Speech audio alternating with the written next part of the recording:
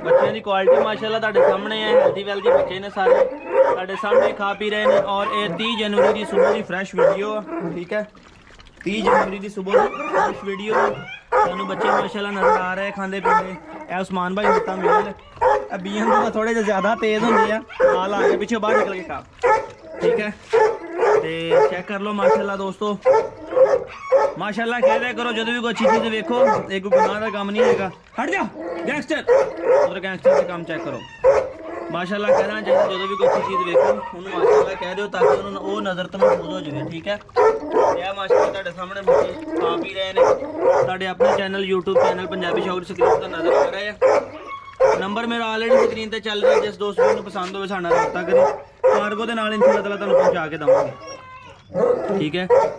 Cargo facility साडे कोल available हैगी है ऑल ओवर पाकिस्तान, ठीक है। बाकी तुहानूं एक मैलिनॉस की बच्चे लैदा भी बना के दिखा दांगा, जोड़ा रहिंदा वा। फिल वक्त मैनूं जल्दी है, मैं जाना वा माशाल्लाह। फीमेल ना वेखो अल्सैशन लॉन्ग कोट जिहड़े ने, मैनूं जल्दी है, मैं जाना वा, ठीक है।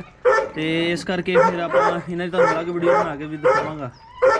वीडियो अच्छी लगी तो लाइक कर दो, शेयर कर दो, जो नवा चैनल सब्सक्राइब कर दो। मिलते रहेंगे इस तरह की वीडियो लैके, इजाजत दो अपनी हाफिज़।